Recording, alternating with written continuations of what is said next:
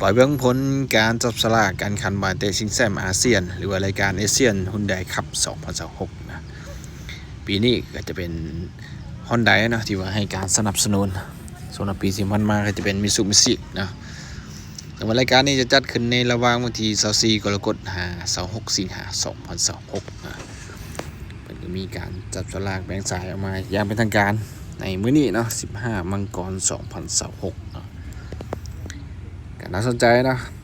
ผ่านการจับสลากนะกลุ่ม A ก็มีทางด้านทีมชาติเวียดนามแชมป์3 สมัยและก็เป็นแชมป์เก่านะก็มีทีมชาติสิงคโปร์แชมป์4 สมัยทีมชาติอินโดนีเซียทีมชาติกัมพูชาและก็ทีมชนะจากรอบเพลย์ออฟจะเป็นทีมชาติบรูไนหรือจะเป็นทีมชาติติมอร์ส่วนว่ากลุ่ม B เนาะก็มีทีมชาติไทยนะแชมป์7 สมัยมาเลเซีย1 สมัยทีมชาติฟิลิปปินส์ทีมชาติเมียนมาและก็ทีมชาติลาวเฮา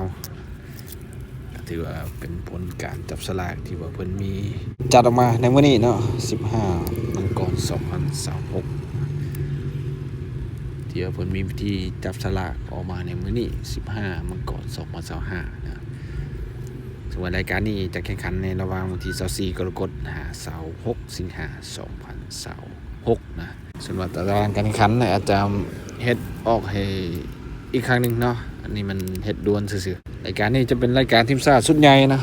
เป็นรายการใหญ่ที่สุดของภาคพื้นอาเซียนเนาะก็จะมีอยู่11ประเทศนะสมาชิกของอาเซียนเฮาจะเป็นรายการแห่งศักดิ์ศรีรายการสิ่งความเป็นหนึ่งของอาเซียนเนาะ